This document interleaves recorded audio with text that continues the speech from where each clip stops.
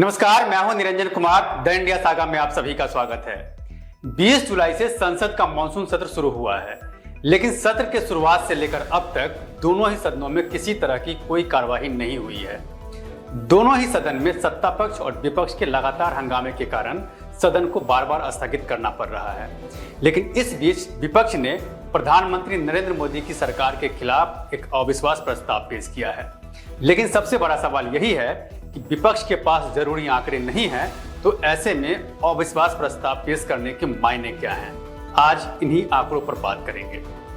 नरेंद्र मोदी सरकार के खिलाफ लोकसभा में विपक्षी गठबंधन ने अविश्वास प्रस्ताव लाया है। इस पर चर्चा और मतदान की तारीख स्पीकर ओम बिरला तय करेंगे, लेकिन उम्मीद यही है कि अगले हफ्ते इस पर चर्चा हो सकती है।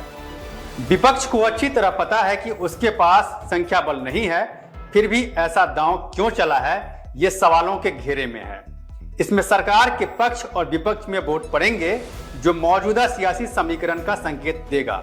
अगर गठबंधन वोटिंग में अपनी उम्मीद के अनुसार वोट नहीं जुटा पाएगा तो इसे बड़ा झटका माना जाएगा, क्योंकि अविश्वास प्रस्ताव के दौरान बीजेडी, वाईएसआर कांग्रेस जैसे दल पर भी नजर रहेगी, जो संसद में अधिकांश मौके पर बीजेपी के साथ रहते हैं।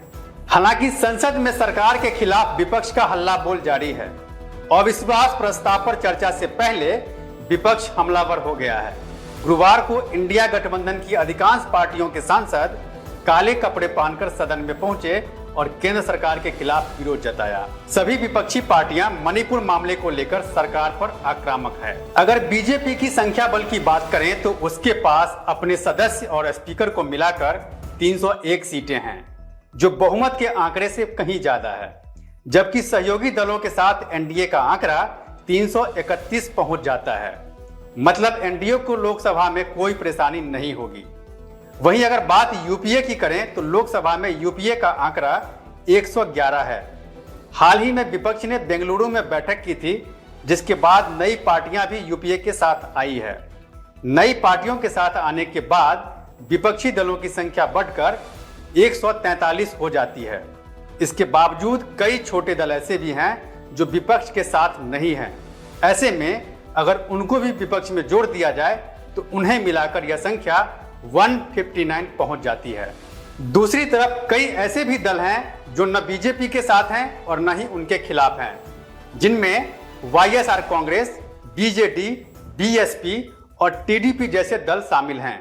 इनकी संख्या 46 है और जरूरत पड़ने पर वो गैर हाजिर रहकर सरकार को परोक्ष रूप से समर्थन कर सकते हैं। ऐसे में लोकसभा में विपक्ष के अविश्वास प्रस्ताव का गिरना तय है। कांग्रेस भी इस बात को जानती और समझती है, लेकिन फिर भी कांग्रेस और विपक्षी दलों का तर्क है कि यह प्रस्ताव इसलिए लाया गया है पीएम नरेंद्र मोदी को सदन में मणिपुर को लेकर बयान देने पर मजबूर किया जा सके। पिछले 9 साल में यह दूसरी बार है जब मौजूदा सरकार अविश्वास प्रस्ताव का सामना करेगी। इससे पहले भी साल 2018 में मोदी सरकार के खिलाफ अविश्वास प्रस्ताव लाया गया था। तब अविश्वास प्रस्ताव के समर्थन में 126 वोट पड़े थे, जबकि इसके खिलाफ 325 सांसदों ने वोट किया था। बहरहाल अविश्वास प्रस्ताव पर क्या होता है, इस पर मेरी नजर बनी हुई है। आप मेरे साथ बने रहें और द इंडिया सागा देखते रहिए।